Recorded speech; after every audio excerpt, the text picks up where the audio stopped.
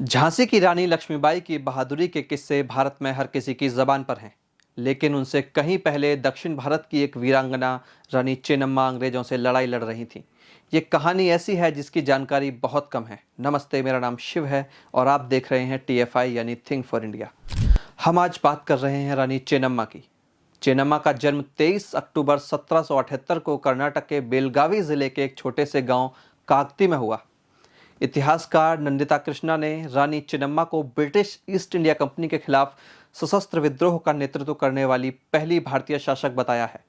चेन्नम्मा ने कित्तूर के राजा मल्लसर्ज से शादी की और वह कित्तूर की रानी बन गई। मल्लसर्ज पहले से शादीशुदा थे, लेकिन चेन्नम्मा ने उनसे वादा किया कि वह उनकी पहली पत्नी को अपनी बड़ी बहन की तरह मानेंगी और उन्होंने आजीवन इस प्रण को निभाया।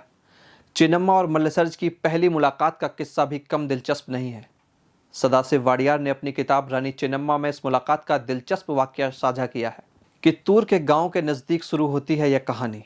इन गांव में एक निर्बख्शी भाग का आतंक फैला हुआ था और इससे निपटने के लिए राजा ने बाघ को मारने की ठान ली। जनता को परेशान देख राजा कुछ लोगों के साथ बाघ को मारने के लिए जंगल में निकल पड़े। राजा को जैसे ही बाघ नजर आया, उन्होंने एक ही तीर में उसे ढेर कर दिया और वे बाघ को देखने के लिए जब उसके नजदीक पहुंचे तो हैरान रह गए। राजा ने वहां पहुंचकर देखा कि बाघ पर एक नहीं बल्कि दो दो तीर लगे थे। तभी एक युवती राजा के पास आई और बोली कि बाघ उसके तीर से मरा है। युवती की बहादुरी देख राजा मोहित हो गए। वह युवती चेन्नम्मा थी और राजा ने इसके बाद चेन्नम्मा से शादी कर ली थी। रानी चेन्नम्मा जिस दौर में राजनीति के शुरुआती दांवपेच सीख रही थी, उस दौर में ईस्ट इंडिया कंपनी का प्रभाव भारत पर पड़ रहा था। रानी चेन्नम्मा जिस राजवंश से थीं, वे पेशवाओं के जागीरदार थे। क्वीनी प्रधान अपनी किताब रानीज एंड द राज में लिखती हैं कि 1813 में कर के भुगतान पर विवाद के कारण मल्लसर्ज को पेशवाओं के आदेश पर बंदी बना लिया गया था। लगभग 3 साल तक जेल में रहने के बाद वे बीमार हो गए थे। क्वीनी प्रधान के मुताबिक यह स्पष्ट नहीं है कि उनकी मृत्यु जेल में रहते हुए हुई या उनकी गंभीर स्थिति के कारण उन्हें रिहा कर दिया गया था और कित्तूर पहुंचने पर मल्लसर्ज की मृत्यु हुई। मल्लसर्ज के पहली रानी से 2 पुत्र शिवलिंग रुद्र सर्जा और वीर रुद्र सर्जा थे, जबकि रानी चेन्नम्मा से उनके पुत्र शिवा बसवराज थे। मल्लसर्ज की मृत्यु के बाद शिवलिंग रुद्र सर्जा गद्दी पर बैठे और तब तक उनके दोनों भाइयों का निधन हो चुका था। शिवलिंग रुद्र ने 1818 में तीसरे आंग्ल मराठा युद्ध में अंग्रेजों की मदद करने का फैसला किया, क्योंकि वे पेशवाओं को अपने पिता की मौत का जिम्मेदार मानते थे। अंग्रेजों ने युद्ध जीतकर पेशवाओं को इलाके कब्जा लिए और वे कित्तूर के मालिक बन गए। अंग्रेजों ने कित्तूर के साथ समझौते पर हस्ताक्षर किए, जिसके तहत उन्हें अंग्रेजों को सालाना कर देना था और बदले में अंग्रेजों ने उनके काम में हस्तक्षेप न करने और शिवलिंग रुद्र के बेटों को कित्तूर की विरासत की गारंटी दी थी। 1824 में शिवलिंग रुद्र को टीबी हो गया। उनका कोई बच्चा नहीं था, तो तय किया गया कि उनके उत्तराधिकारी को गोद लिया जाएगा। सितंबर में जब वह बुरी तरह बीमार हो गए तो उन्होंने बच्चा गोद लेने के लिए कार्यक्रम का आयोजन किया।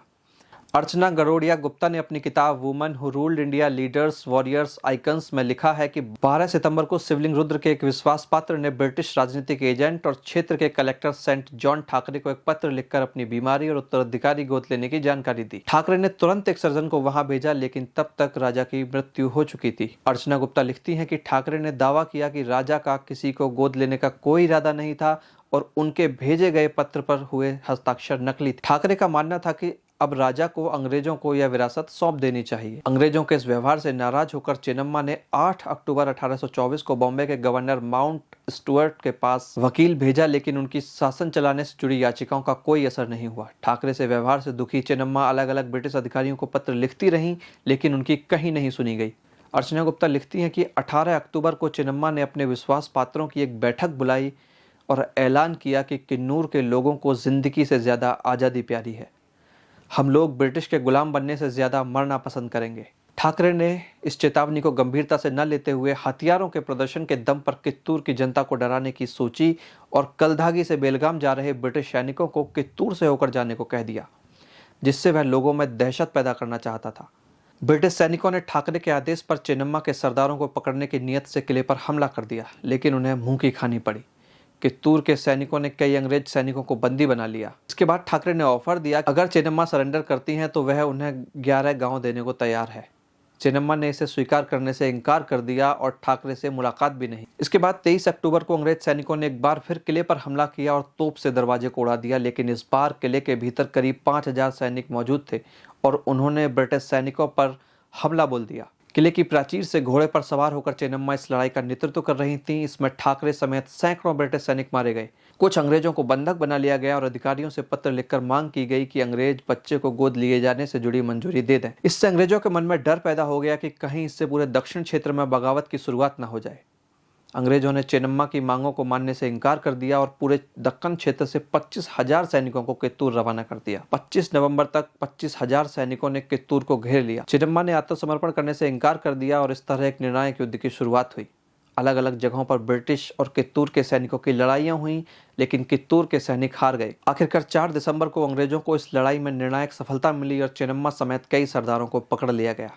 चेन्नम्मा के मुख्य सलाहकार गुरसिदप्पा समेत कई लोगों को फांसी दे दी गई। अंग्रेजों ने उनके महल को ध्वस्त कर दिया और उसके मलबे को 5 रुपए प्रति गाड़ी के हिसाब से बेच दिया गया। इसके बाद चेन्नम्मा से कित्तूर को अंग्रेजों को सौंपने से जुड़े दस्तावेज पर हस्ताक्षर कराए गए और उन्हें बेल होंगल के किले में कैद कर दिया गया। करीब 4 वर्ष बाद 1829 में चेन्नम्मा की मृत्यु हो गई और उन्होंने अपने जीवन के आखिरी कुछ वर्ष जेल में धार्मिक कार्यक्रम में भाग लेते हुए बिताए।